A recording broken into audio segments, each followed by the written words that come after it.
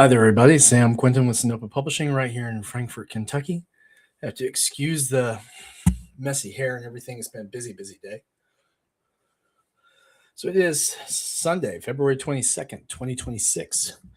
And we are back on our weekly live stream on Sunday nights, carrying on conversations about, all kinds of different things, really. One of the things that came up today when I was discussing what to talk about with my youngest was convention preparations. So we had done a couple of quick little video snips that we put out to the world earlier today, and talking about some of the things that we are getting together as we prepare for our convention appearances. Now, I am trying to make sure that we have this available on our channels. Let's get the chat up. Pete, how you doing, buddy? Good to see you. So con prep is going to be one of the things that we're going to talk about today from a very basic standpoint. Now, we had spoken in different videos and sometimes in different streams over the last year or so about some of the things to factor into that calculation.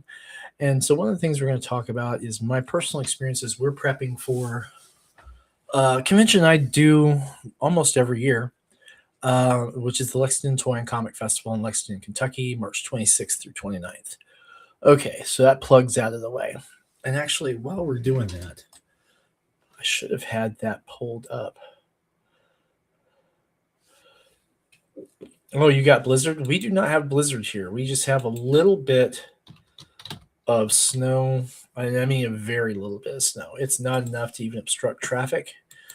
And I'm saying that in Kentucky, where if you get like a quarter of an inch, people lose their minds.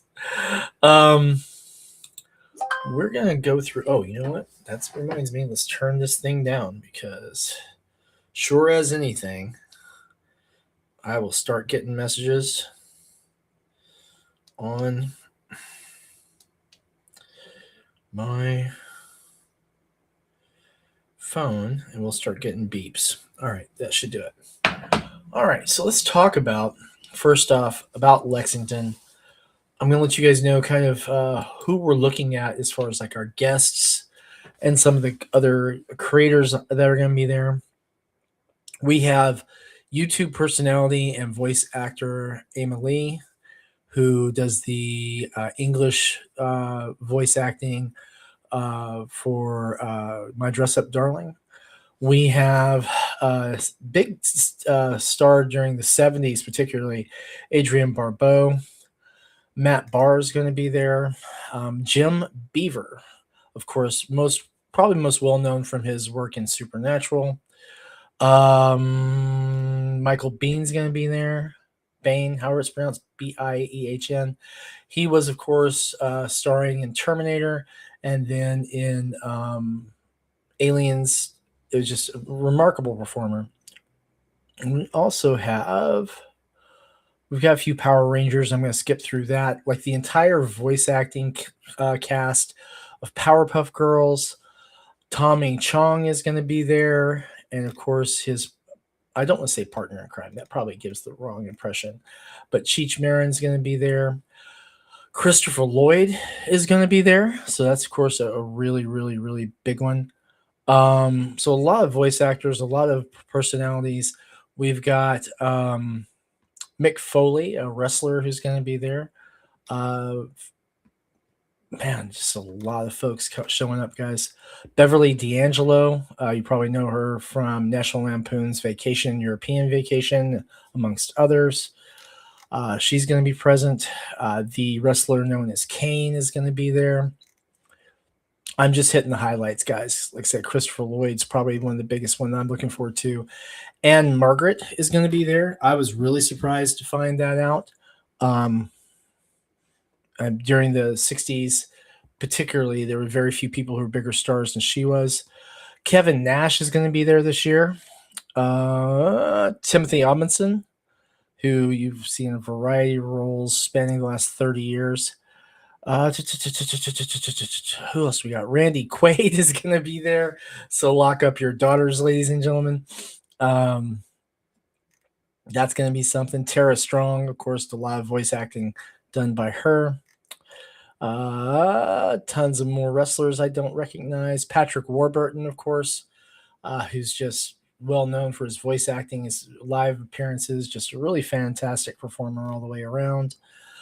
Paul Williams, who did a lot of live action work in the 70s and the 80s. He also did the Penguin in Batman the Animated Series and several other voice roles.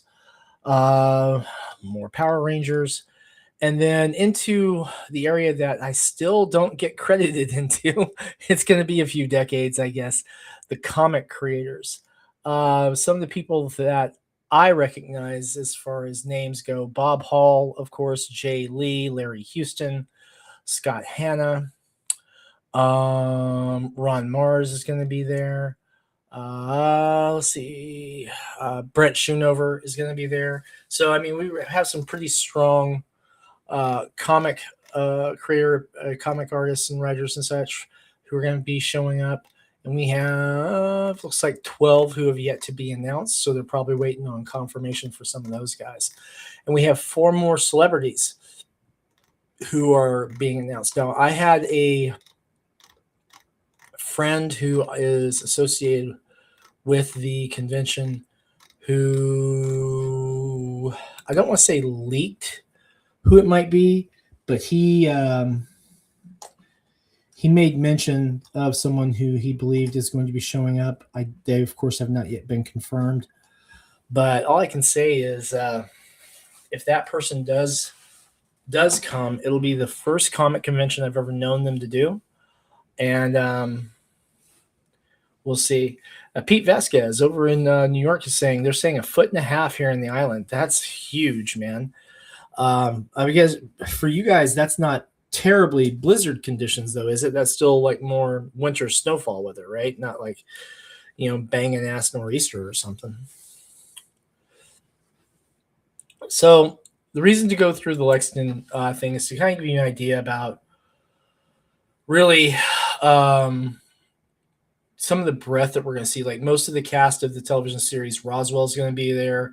Jason Behr, Brenda Fair, Alejandro Delfino, and Nick Weschler. The schedule on this is pretty well stacked for what is basically the second largest convention in this region. Because people still credit Louisville as being larger. I'm not really sure how much longer that's going to be the case. The last couple of times I was at Louisville, yes, they were very well attended. Yes, there were some really cool celebrities and such who were there. There were a few comic creators there last time I was there, but not as many as I would think. Certainly, I don't believe Jay Lee was there. I am looking forward to seeing many, many more of them, and I'm hoping to run into some people I know and work with as well. And I would like to, if I can arrange it, hopefully we were going to try this year, but hopefully next year I can get Pete and a few others to join me in a big booth space here and just really wreck house in Lexington. As we go about getting ready for the convention, we're having to make sure that like every little detail is covered. I have, for example, still in the habit of using business cards because people still ask me for business cards all the time. And so I usually try and have them in stock, but I have run out the last 2 conventions I've been to. So I went ahead and ordered like 1,500 and got those in, updated those a little bit. We've got an order I'm putting together right now that's probably going to be transmitted tomorrow to get some more comics, some more art prints, because of all the things to sell out of. There's an art print that was done by, when did she do it? I think she did it in 2018 or 2019. But it's Lotus Blair who did the Incarnate Cat for one of our Sinopa Omnibus books. And we are finally, after a few years, nearly sold out. And now I say that, and it sounds kind of slow, and I guess in a way it is. But we had printed, I believe, 500 of those And so to get down to where we only have 3 left, that's a lot. Now, in all fairness, we do donate that particular print in some instances to like the local schools. And so we've probably donated about 100, 120 of those, somewhere around there, for classrooms, library, school hallway decorations, things like that for preschools, kindergartens, and grade schools. So try to make sure that we have that. And then, of course, we've also made it available in certain other charitable ways, other facilities. So basically, if it deals with a lot of children, then we usually try and give them something pretty to look at the walls. But that having said, we've still sold well over 300, almost 400 copies over the last 7 years. So getting another 100, 150, 200 in is just called for because we'll move them. And then, of course, we've got our books. We are ordering more copies of our D&D Adventure Death Comes to Glenfollow. I am working on ordering a restock of Whispers of Persephone necromancy book, the only book I've ever produced that was ever banned in a country. I don't know if I'm going to be able to squeeze in the funding for the Sinopa Omnibus books, but I'll give it a look. And then we'll have those. And then, of course, comics. We are ordering some more Reign of Ages comics because we are completely sold out of issue 2. I did find a box of Reign of Ages issue 1 that I didn't realize I still had. So we've got about 130, 150 or so of those. We're going to get a little bit more of that of issue 1 and then issue 2. We've got about 150 bagged and boarded issue 3s. So we'll go ahead and have all that together. Now, the point of this is that we're kind of putting together a theme about what we're looking at. We're trying to make sure that we have enough merchandise on hand that we can sell through to be profitable. And while a lot of people will tell you that your convention space is just for self-promotion and the promotional expense, I get that for like a larger company, that kind of marketing expense may fly. But when you're a smaller outfit or a single operator, an artist, writer, whatever, every penny really kind of counts. So you want to make sure that you are going through and actually making the money where you can. Okay. And I've noticed that I do not see our live stream feeding out to Twitter/X. So you refresh that and see, because I know there was a message up in Restream saying there was a problem, but it seems I am running headlong into that problem. So I will probably go ahead and share this to Twitter/X through the YouTube feed. And then that way we've got people who can see us. And now my big question is, Pete, are you seeing this through YouTube or is it showing up on X and I'm just not seeing it? All right, let's see here.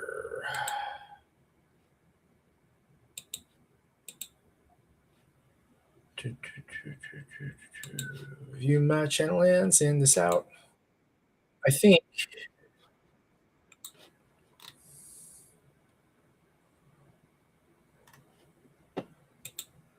Pete's probably seeing it on Twitter/X and I'm not. Okay, well, we'll post that out there and that should do us. Okay.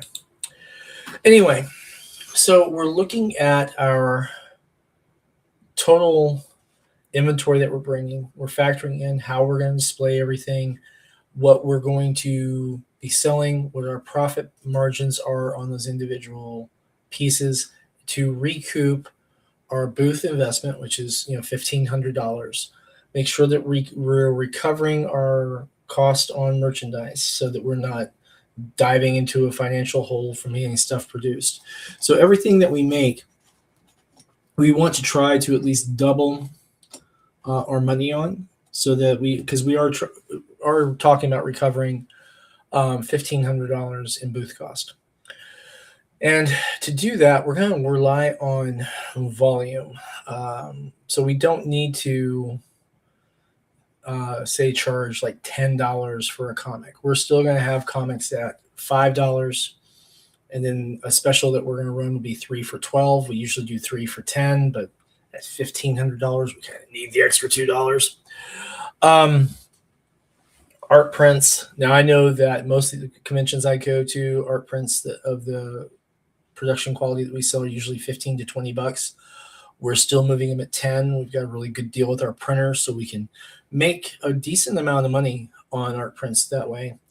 And then our coffee mugs, which this is not one of the ones that we're going to have available. This is going to debut with the Art by Humans campaign, which I had hoped to have launched by now, but we're still working on stuff. Getting all this together, along with things like stuff I have here, little sticker packets that we've got in, little bitty fun things that people can get. And this is one that a lot of you are going to recognize from our own Pete Vasquez here. He did the stickers for Art by Humans, so those are pretty nice. And then, of course,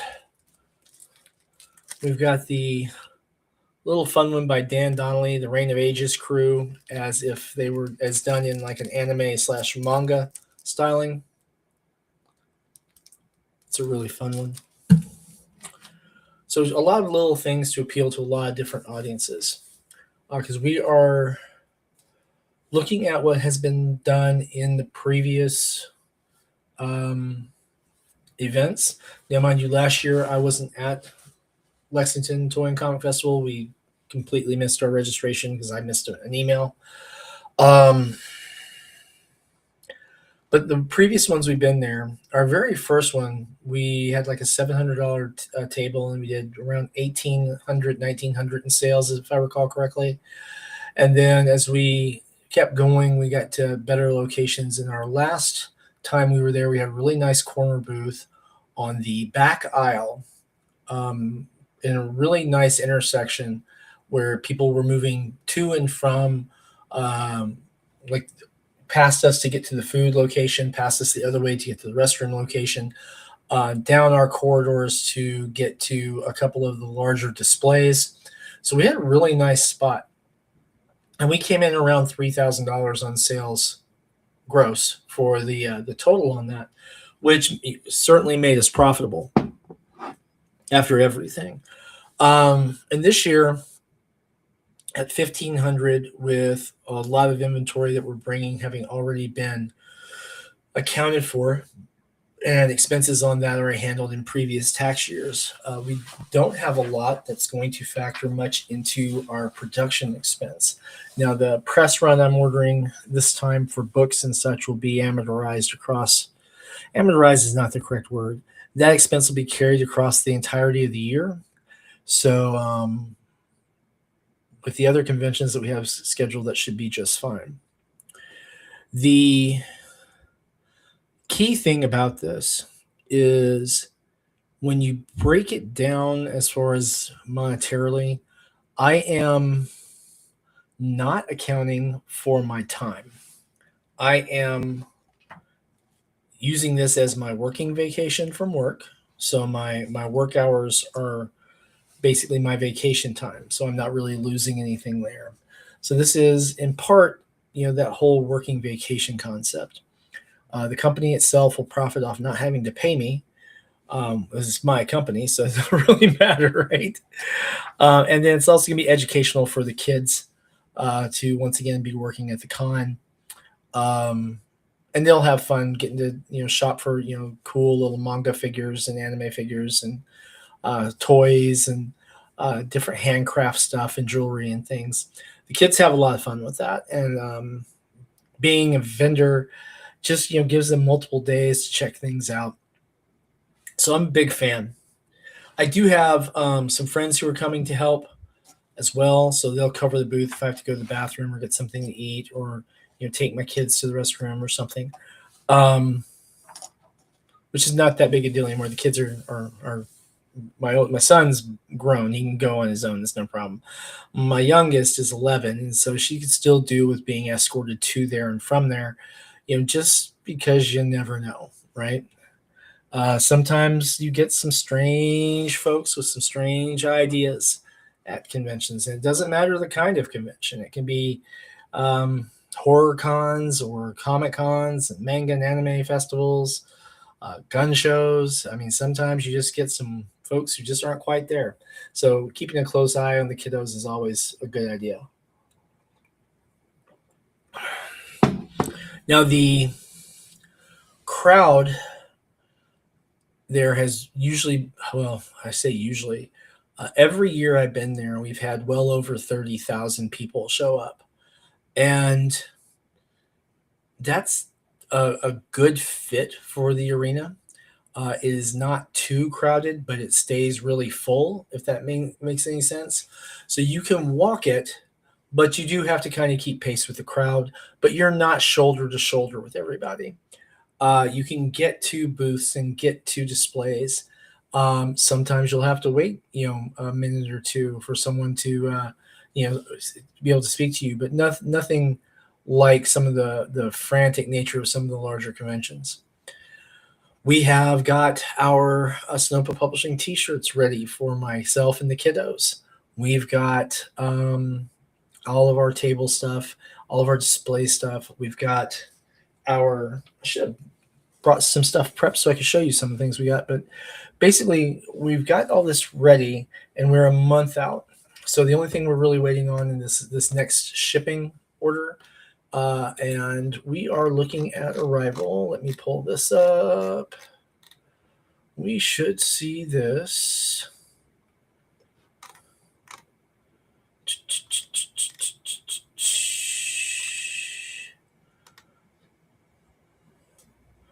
March 7th. We should have everything in custody by March 7th, assuming I finalize the order tomorrow, which I expect to do that during my lunch break. So should be pretty good. And again, huge thanks to all of you who are showing up tonight. Always good to see you. If you would, feel free to go ahead and comment in the chat on whichever channel you're seeing it. We are currently on YouTube and trying to get to X, but the Restream seems to be having an issue with X at the moment. So we've got the YouTube stream linked over there. So comments and questions are welcome. More than happy to chat with all of y'all. The thing too about conventions is that I do look at them as a time to make money on that. But I think it's also a time to make money in the long term by building up your customer base. So we're going to have some things there that will go out with folks where they can access digital copy on our drive-through RPG and drive-through comics channels. Information where they can find us on YouTube and on Twitter/X. These kind of things to help push out what we're doing. And after a year of being, basically sidelined due to deaths in the family, ailments, really since the end of 2024, where I was sick for like the 3.5 of the last 5 months of the year, and then 2025 where we had several deaths in my family, it's really knocked a dent in my production. But we're coming back to it pretty hard. With a sense of determination and sense of urgency, really looking forward to it. Excuse me about that.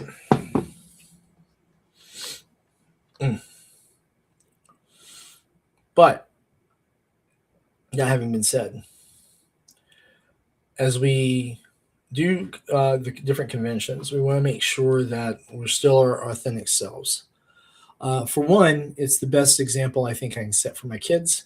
And for another, I think, being who you are all the time is just good for you. Now that goes into also like the social media stuff. God, the social media stuff. Oh, Lord. So I try not to be too controversial. I try.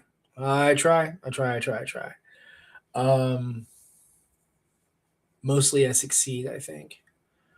But I'll tell you, I think that I'm about to say something a little controversial.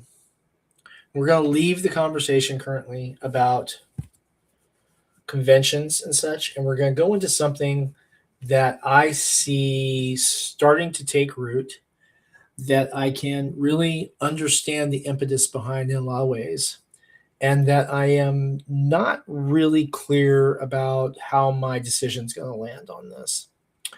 Because what I'm seeing is I'm seeing some people who I know as fan fiction authors, right? They write a lot of fan fiction about a lot of different things, turning more and more to not just AI generated little thumbnail clips that they're cycling through like a PowerPoint with their narration. And a lot of them are narrating using AI. But I'm starting to see some folks who are taking and using the current generation of AI generated imagery to start creating like little small movie clips. Um, it is not the ones I've seen so far, they are not timed very well. I think that there's a real difference in the cadence between how you write a scene and how the scene acts out. So I think that maybe folks who have screenwriting experience may do a little better with that. Um,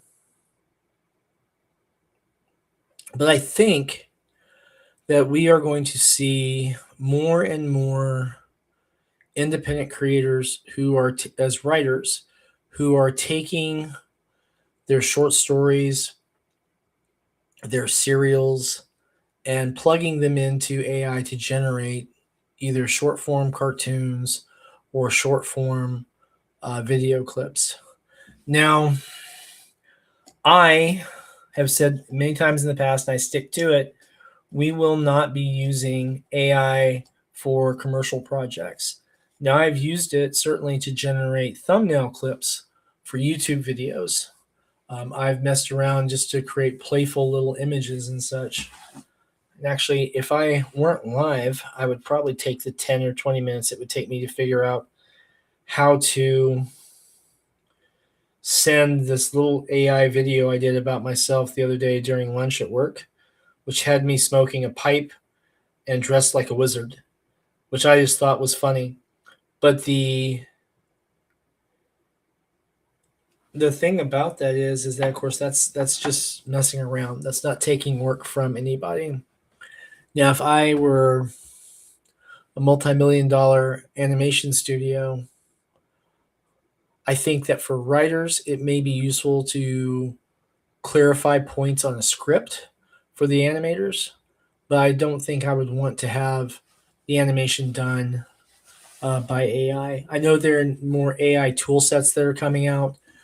There's a couple that I've seen that are out of studios in Japan that actually lets you take and illustrate your characters that you draw, assign them a value, and then import them into the scene you're illustrating and move forward. But now a couple of these also enable you to take like photographs of real world places. You know, go out with your phone and snap images of the local street or a building or something, and then import them in and convert it into a manga panel, right? Um, I don't know. It's a weird position because on the one hand, for those artists who are training those models just on their own art, and there's been a few in Japan who've been doing that, I can see how that basically acts like a little digital assistant for them.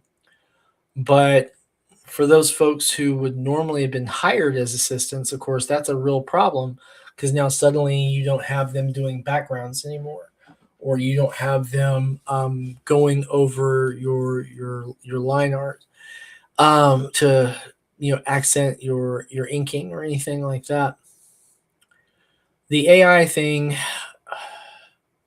and I've heard a lot of people talk about this more and more. I thought that we would get to a point where people would understand more about what it's capable of and how rapidly it's progressing. But I think that whereas for the last 2 years we've been seeing people who have been selling novels that were completely generated by AI on their prompts. We've seen lots of people doing that. Um, I think that we're going to see more and more people competing against the machine.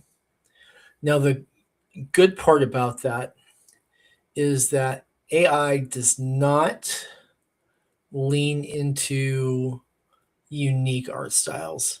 It just really doesn't do that right now. So if you have someone who is, you know, has their own distinctive slant, Kirby, for example.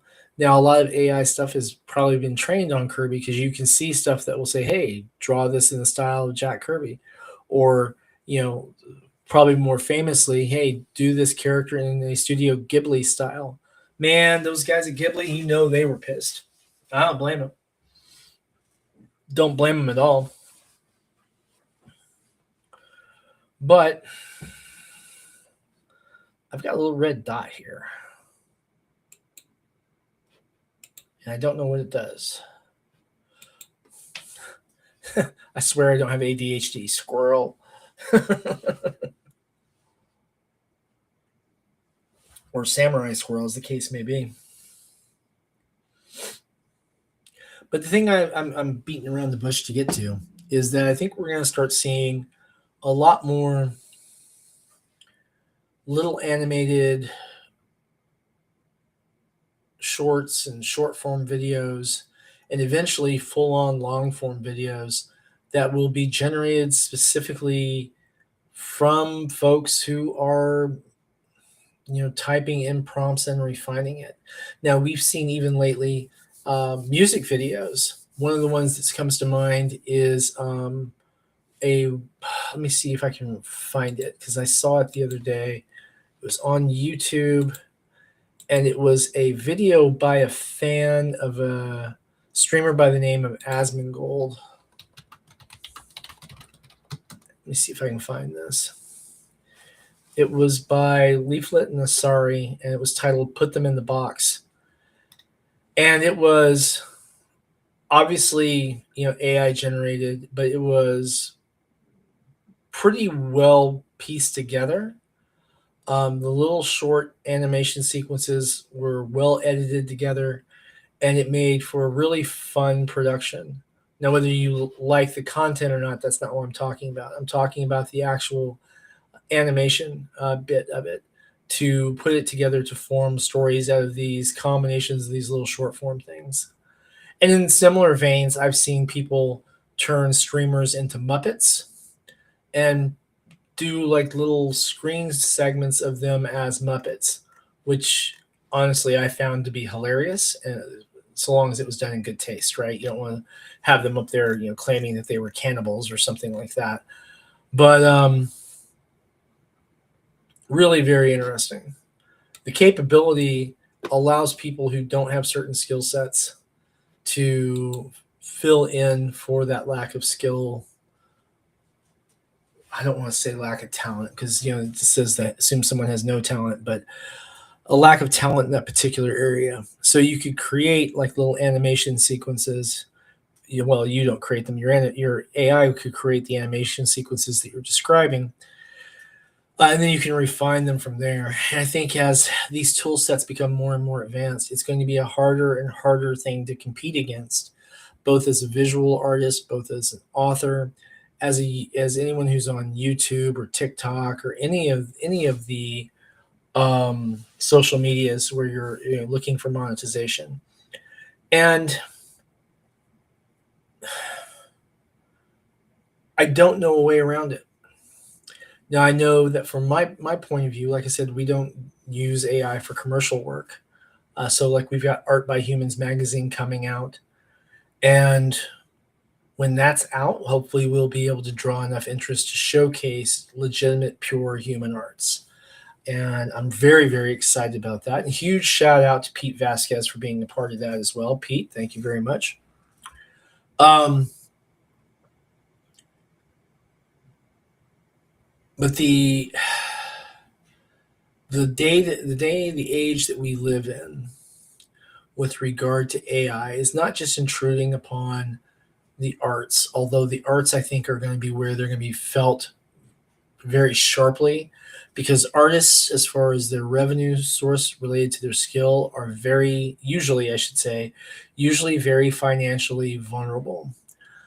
Not many artists, as a percentage of that demographic, have 10 and 25 and 35 and $100,000 commissions, right? Not many of them are selling 5 and 6 figure pieces in art galleries. Not many of them are taping bananas to a wall and using that to launder money. But that's just what I hear, not what I know. So we'll see how that goes. I do think that regardless of what happens in the financial arena, I think that artists will always find their audience. Of course, so long as we don't have like a sudden disintegration of society. And that's probably a conversation for an entirely different day. But there will be areas where artificial intelligence will be beneficial as far as for assisting in certain things. One of them that we're seeing right now is in autonomous driving. Now,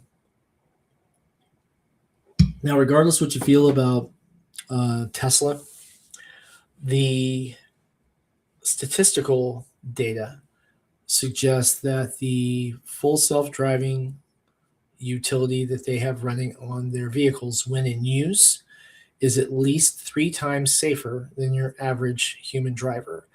And I base that 3 times number because it's the lowest value I've seen ascribed to anything that I've read that actually talked about their data collection process. If you aren't telling people about how you are deriving your data, then I can't look at what you're doing and see if I find your methodology solid, right? But if you're telling me this is where we got this data, this is where we got this data, this is what we're looking at, and this is how we're processing it to see where it factors in, and then I can replicate that and test it and see if I'm arriving at the same conclusions that you are. The lowest I've seen of that is about 3 times safer, which is basically measured as a fact of how many miles on average between humans have an accident and how many miles per average before the self-driving has an accident.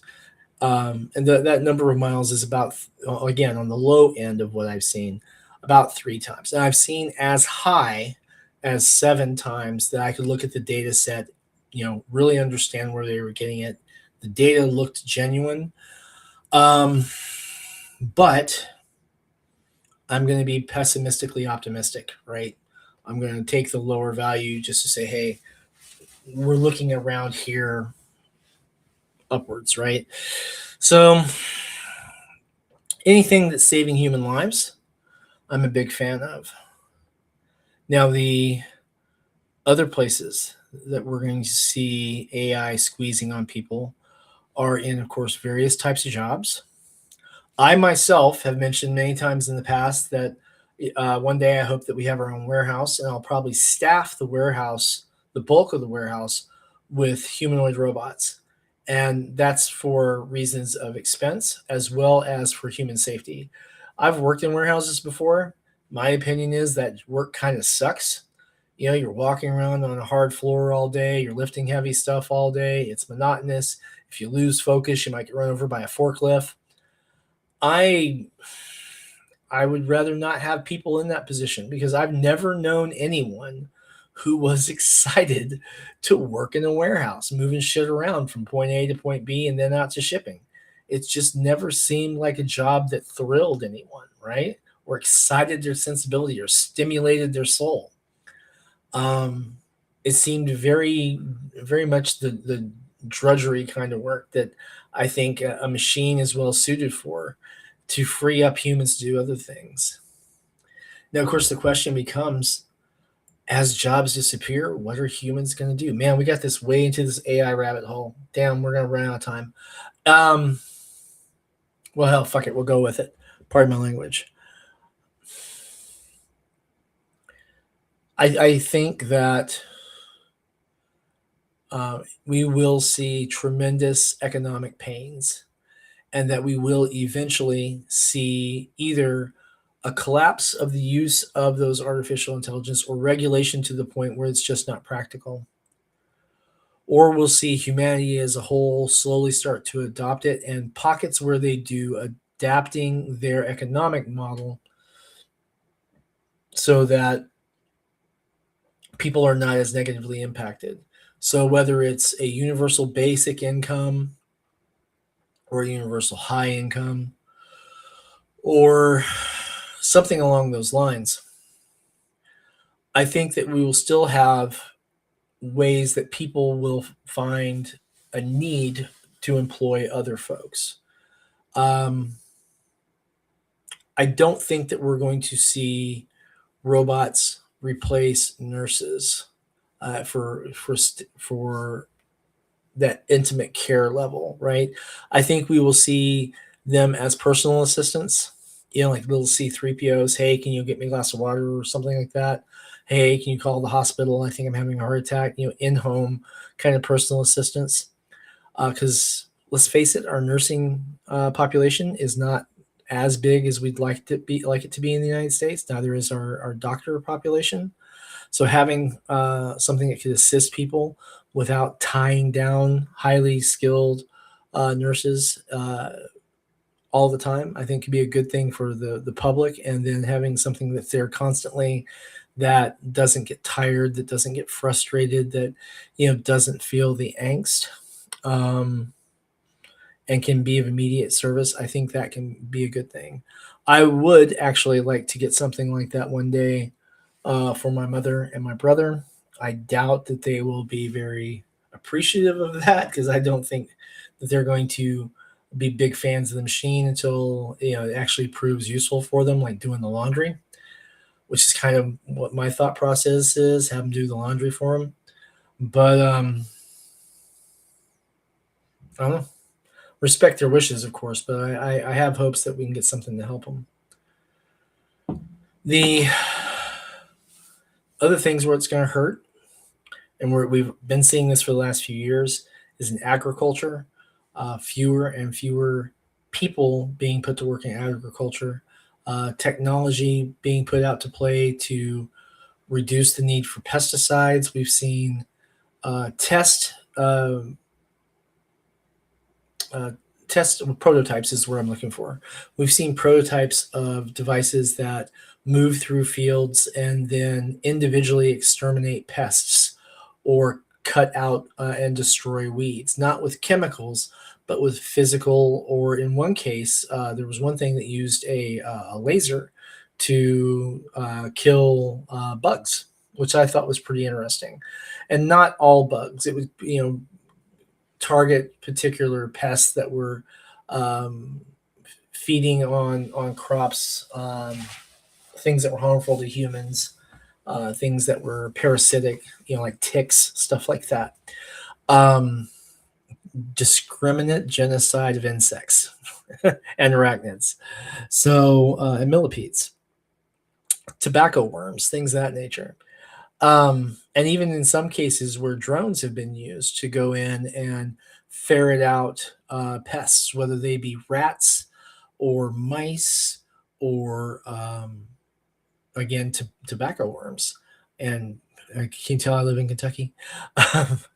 A bunch of other things. And I think that that's an interesting application of technology. I guess we'll see more and more how well that develops and what that cost comes to. And then, of course, we've got the whole side effects of this upswing in technology. I mean, try buying RAM for your computer right now, right? Everyone's trying to staff these data centers. Elon wants to move them into space. I could get behind that just for the fact that it won't take up as much land and it will have a much lower impact on the environment. He's talking about moving industry into space. People have been talking about moving industry into space since the 50s. I think if we actually get to a point where that can happen, that would be amazing.